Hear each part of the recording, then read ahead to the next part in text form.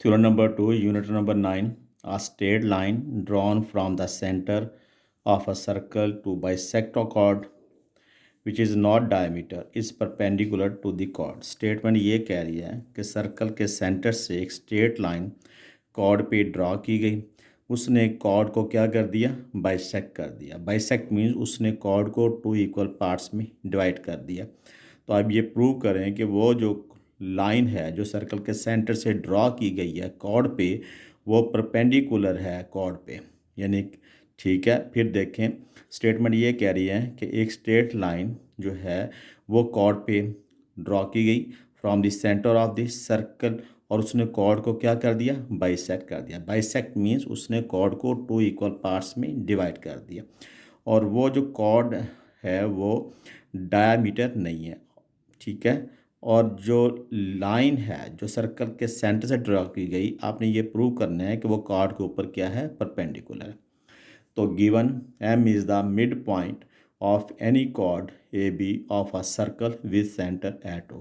क्योंकि M जो है वो मिड पॉइंट है किसका? ए बी का, क्योंकि उसने खुद कहा कि a straight line drawn from the centre of a circle to bisect a chord, यानी कि उसने कॉर्ड को क्या कर दिया? बाइसेक्ट, यानी कि 2 इक्वल पार्ट्स में डिवाइड कर दिया। Measurement A M is equal to क्या हुआ? Measurement M B. तो यही चीज़ हमने गिवन में लिखी कि M is the mid point of any chord A B of a circle with centre at O. Prove क्या करना है? प्रूव हमने ये करना है कि ओ एम परपेंडिकुलर है to the chord A B पर।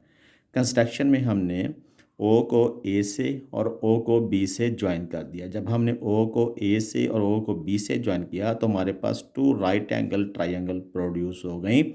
एक हो गई ओ एम ए और दूसरी ओ एम बी, और इनको हमने एंगल 1 और एंगल 2 का नाम दे दिया। अब हम स्टेटमेंट और रीज़न पे आते हैं। स्टेटमेंट हमारे पास देखें, हमारे पास 2 ट्राइंगल्स थी, एक ओ एम ए और दूसरी ओ एम बी। तो हमने लिखा in triangles O A M is a corresponding the triangles O B M. इसमें ये देखें, इसमें ओ ए जो है वो ओ बी के कॉन्ग्रुएंट है, क्योंकि यहाँ सर्कल के सेंटर से सर्कल के सर्कमफेरेंस तक जो भी डिस्टेंस होता है वो उसका रेडियस कहलाता है, और रेडियल सेगमेंट जो होते हैं वो मेजरमेंट में इक्वल होते हैं। इसलिए measurement O A is equal to measurement O B. जब तो उसके बाद हम ये कहते हैं कि measurement A M is equal to measurement क्या है? बी एम, क्योंकि ये हमारे पास गिवन है कि जो है एम जो है वो ए बी का क्या है? मिड पॉइंट है। तो देयरफॉर इसलिए measurement A M is equal to क्या होगा? Measurement B M. उसके बाद जब हम ट्राइंगल की बात करते हैं, ओ एम ए की बात करते हैं और ओ एम बी की बात करते हैं, तो ओ एम साइड जो है ओ एम ए के लिए भी यूज़ हो रही, और ओ एम साइड जो है ओ एम बी के लिए भी यूज़ हो रही। तो ये ओ एम जो है तो दोनों ट्राइंगल्स में क्या है? कॉमन है।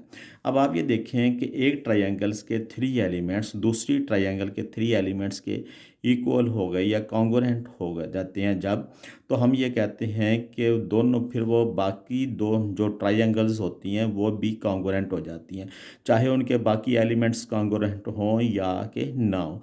एक ट्राइंगल के टोटल 6 एलिमेंट्स होते हैं, 3 एंगल्स होते हैं और 3 साइड्स होती हैं।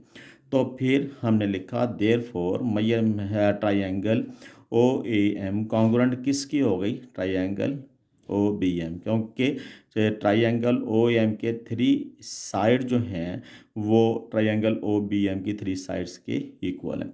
तो जब ये दोनों ट्राइंगल्स कॉन्ग्रुएंट हो गई तो फिर हमने लिखा कि मेजरमेंट एंगल 1 किसके इक्वल आ गया? मेजरमेंट एंगल 2 के। Corresponding sides congruent triangles. अगर तो ये दोनों एंगल्स भी एक दूसरे के इक्वल हो गए।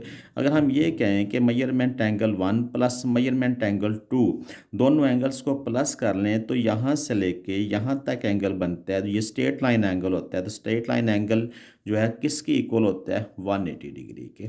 तो हमने लिखा measurement angle 1 plus measurement angle 2 is equal to measurement angle A M B is equal to 180 degree, क्योंकि जो स्ट्रेट लाइन एंगल यहाँ बन रहा है वो ए एम बी बन रहा है।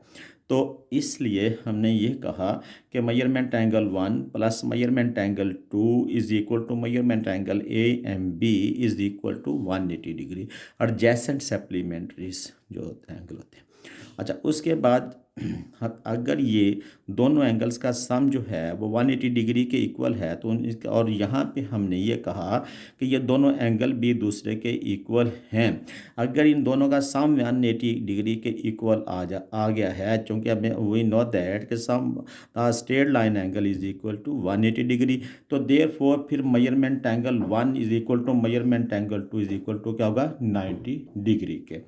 तो उसमें जब 90 डिग्री के दोनों एंगल 90 डिग्री के इक्वल हो गए तो इसका तो अंडरस्टूड बात है ये 90 डिग्री के इक्वल उस टाइम होंगे जब ओ एम जो है वो ए बी पे क्या होगा परपेंडिकुलर होगा। तो ये देखें मैंने लिख दिया फ्रॉम 1 एंड 2, 1 और 2 को आप कंपेयर करें तो मैयर में ओ एम परपेंडिकुलर है ए बी पर। ठीक है, क्लियर होगी बात। ये हमारा थ्योरम नंबर 2 था।